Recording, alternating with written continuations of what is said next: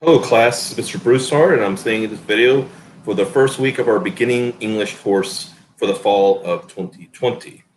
I just want to let you know off the top, this will be the main way in which I will be communicating with you since this is an online course. Also need to let you know on the top, some of you have already contacted me about things happening in this class. I'm going to need you to be patient with me as much as I'm going to need to be patient with you. Just to let you know, I've been in quarantine since August the 5th, and I've been sick all but 2 days going back to like July the 20th.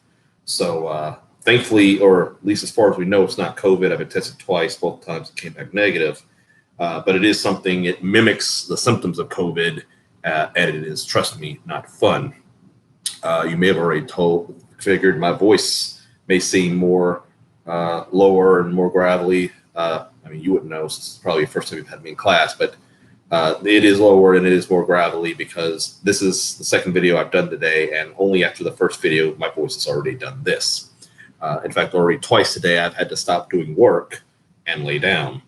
I've unfortunately had to do this all week long because I'm trying to play catch up. In general, I would have had a lot of this information already out to you through a syllabus, through other information that I would already had posted. Now your syllabus has been posted. You will find this video in the announcements. You'll find all announcements under announcements. You will find your syllabus. What you need to do is take your syllabus and read it. You will also see a course calendar, the sense in that you'll see any and all of the assignments that you will be doing in this class. But note, there are no dates attached. And the reason is, when you teach a beginning course, you learn pretty quickly you have to be extremely flexible about when things are due and how they are due. Because you have to figure out when things need to be more emphasized, less emphasized, expanded, contracted, whatever you got to do. And therefore, that's why you have all the assignments, but there are no dates attached. What I will do is note to you through these videos when certain assignments are due. I may even type them out and post them by week under the same announcements tab. So first things first, for this week, I already told you, read your syllabus. Make sure you read your syllabus. Second, some of you have already asked, we have what's called a diagnostic. All a diagnostic is, it's not graded. As far as a numerical grade, it will not hurt or help your grade anyway in this course. What it does is it lets me know which areas I need to emphasize, in particular with grammar, spelling, punctuation, usage, but also when it comes to content and structure. Which areas I think you've got down and which areas I think you need help on. They'll be more individualized to you personally through the comments box, in which I will note any and all the issues you had, and through placing either a completed or incompleted or pass-fail when it comes to the actual assignment. Again, no actual number grade will be attached, but what it tells you is this. If you fail on the diagnostic, and you would have failed the diagnostic had it been a numerical grade. You would have earned, and in this class, by the way, just so you know, that's less than a 60. Sorry, less than a 70. This is a developmental studies course. So anything less than a 70 is a failing grade. So if I put a did not pass or an incomplete or whatever it is that would be put there, it means you earned less than a 70. It means you would have failed the assignment had it actually been a graded assignment. With that, I will then let you know that you need to get as much help as you can. Now, this is an online course, so you won't have the access to the learning lab like you normally would, though I would always recommend that you go to campus and physically go there. But in particular, with everything that's been going on since mid-March, we have a lot more flexibility about how we put forth our learning labs, in particular the writing center of the learning lab, which deals with more of what we'll be dealing with in this course, and also the science and math parts. If you take those courses and need the help there, I highly recommend you get whatever help you can for those as well.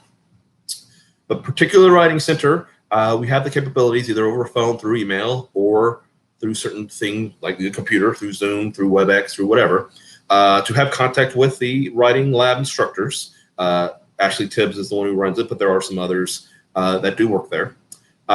So if you're unable to get there physically, and some of you are taking this online course simply because you have a job or kids or whatever, you just cannot get to campus. Some of you might be taking it simply because with COVID and either personal health issues or worries about health issues that could come from COVID, not wanting to physically go to campus. And so I understand that completely.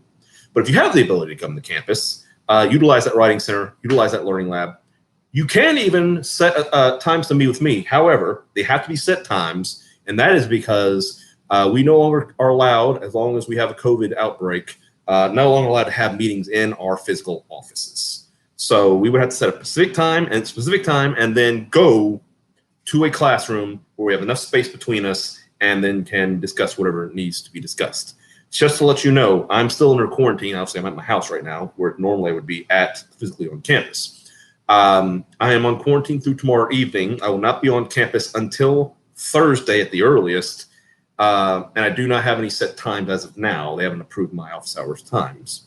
So right now it's probably not good anyways for multiple reasons. But if you need to email me as far as to be clear on how it is on certain things, you can. But my highest advice is to get a hold of the Learning Lab however you need to, the Writing Center in particular, and get whatever help you can with that. And I do understand that that's maybe difficult because of all the things I've mentioned. And you never know if, be brutally honest, it doesn't affect us directly because we're online anyways, but indirectly, well, what if we end up going online everything sometime down the road, which we did last semester? We could easily do it this semester, especially University of North Carolina has already decided to do so. Notre Dame has decided to do so for 2 weeks. They've just announced an outbreak at Alabama, so who knows what they'll be doing. The universities are having issues. We might have issues. We've had issues down here. We know Biloxi is actually, as of today and through Labor Day, going online, virtual only. Ocean Springs has had some outbreaks, both at the high school and Pecan Park. Moss Point, I think, went virtual only anyways. Gulfport had to send a bunch of people home in quarantine. So you never know what the future holds when it comes to these courses. And yes, if that happens to us, you will not have the ability to physically be on campus. So we understand that. And that is another reason why you have the ability to connect with the Learning Lab Writing Center or the Learning Lab in general, through email, through calling, and possibly through Zoom and or WebEx. So utilize that as much as you can when it comes to the work that you have to do. Now, when it comes to this first assignment, the diagnostic, what all you will need to do is write me one solid paragraph with at least 5 strong sentences that is also at least 4 full lines of text. That is the minimum. You can always do more if you want. You don't have to. In fact, if all you do are 5 strong sentences, 4 full lines of text, 1 paragraph on whatever it is, the topic I'll give you, and I'll give it to you in a little bit, that's perfectly fine. That's all I want. You can always do more, but never do less. You will also write it in MLA 8th edition style. Now, I should have, and I'll check just to make sure, posted a example MLA 8th edition header, page header, and title. Every composition you write in this course must have an MLA 8th edition header, page header, title, and it must be an MLA 8. It must be double-spaced, 12-point font, in Times New Roman font. Do not use anything but Times New Roman. We're stricter on that with y'all than we are with any of the more advanced courses. 12-point font, Times New Roman. It must be double spaced, and the double space must be set before you start typing. You do it in the middle, it might wonkily go back to the old one. If you try hitting that enter button twice, it's going to look awful, and you're going to lose a lot of points, possibly end up with a 0. Of course, also make sure you indent your paragraphs. Never thought I had to say that, but I've learned every semester I must tell students indent their paragraphs. So indent the paragraph as well, and all paragraphs you write for me. Must be a 12-point font, must be Times New Roman. It must be on Microsoft Word. The only acceptable form of word processing is Microsoft Word. Use anything other than that, it's a 0. It must be MLA 8th edition style and form, header, page header, and title. That's already been given to you. So I think I'll check to make sure to look under announcements to see that it is there. If it's not, I'll look, and then if it's not, I'll make sure you get one. But you must do that. You must do all these things for the diagnostic. And now, what are you writing about? It's simple and cliche, but it works. How was your summer? Give me 5 strong sentences, at least 4 full lines of text on how your summer was. You can always write more, but don't write less. I don't care if it was boring. Just write about how boring it was. But I just need to get an understanding of what your skills are so I know what areas you're strong in and what areas you need help in. And then maybe get a general understanding of areas in which the whole class needs help in. In particular, I always have issues with the 4 fatal errors, comma splices, run-on sentences, not having complete sentences, and the one that will nail you every time, writing in the second person. Do not, unless it is in a direct quote, for whatever reason, direct quote, line of dialogue in a narrative, in fact, in your classes should only be the one you use because you're not allowed to have any outside source of material whatsoever in this course. So you won't be sourcing material. You won't be directly quoting any source material. There is one journal assignment in which a direct quote is utilized, but do make sure you're fine there. You'll be fine there. And you won't be utilizing any movies or literature with which you need to quote dialogue. The only dialogue you will have in this course is when you get to the narrative and your characters talk. They can say you, your, yours, or any form of you in the quotes, and the character, and only the character can say it. But not on a single other composition you write in this course are you allowed to have the word you, your, yours, or any form of the word you. That is writing in the second person. It is impossible by the very nature of human existence, of science, of physics, for an individual writing a composition to be in the second person. Do not. You're either yourself writing in the first person or outside of yourself writing in the third person.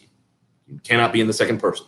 So the word you needs to drop out of your vocabulary altogether, unless, in particular in this class, if the line of dialogue and the character says the word you, that's fine. But no other spot in this course is it okay to have the word you in the composition. Now, I'm going to be nicer about that, though, than I have been in the past. Your fatal errors, and we'll go in more details about that after the diagnostic. The first 4 times you do a fatal error, it's 7 points off. The 5th time, you lose 4 points, and you only lose 4 because the rubric will not let me take any more points away from you. Be thankful the rubric does that for you. In the past, I've only done that for the other 3 fatals, and if you did this, speaking in the second person twice, it was a 0. I'm going to try to be nicer in many ways this semester, considering, you need to have an understanding about my issues, particularly with health, but also trying to get all this technology stuff that we're just learning about is flying by the seat of our pants with. And we are going to try to have an understanding with you and the things that you're dealing with, because you're going to be the ones who have to be tested out on all this stuff when it comes to the content, when it comes to the electronics, when it comes to technology, and we'll still learn the material. So we'll try to have understandings. And so one of the things I'm doing is the second person thing isn't as immediately death as it would be, but it can hurt you. And trust me now, though, when you get to a sophomore level course, if you're doing any of those fatal errors by the time you're a sophomore, it's going to be a 0 if you're in an English course. It should be a 0 in other courses, but you might have to look out some of the other ones. But in English courses, it will be a 0, depending on, unless you get a really nice instructor or one doesn't care. Let's hope you don't, because it'll catch you in the long run, by the way. So when it comes to those, you'll just lose the 7 automatic. Whereas in your general, if you have a mistake, you just lose 1, 2, 3, 4, then 7, because 1, 2, 3 mistakes, okay, little things here or there, maybe it's typographical, whatever. By the time you have a 5th error, it starts showing itself as a pattern, and that's when you lose the whole 7 points off of the grammar, slang, punctuation, usage part. You can lose up to 32 points on both those areas together. After that, I can't take any more points there, but you're starting at a 68. And in this class, remember, 68 is an F. So you're starting already with a high F, not to mention the other 3 areas that you would be dealing with when it comes to thesis, topic, and organization. That's structure, basically. And if you could lose points in those areas as well. So make sure you follow those. Now, the good news on this diagnostic is, again, not great. So if you do it on this thing, it won't hurt you, but it could lead me to make the higher recommendation to tell you, 1, you would have failed this had it been for a grade. 2, get as much help as you can. And that's basically because of this. If I'm telling you you failed that diagnostic, it means if you do not get any help whatsoever, you will fail this course. There's no way you're not going to fail this course. That's double negative, I should say that.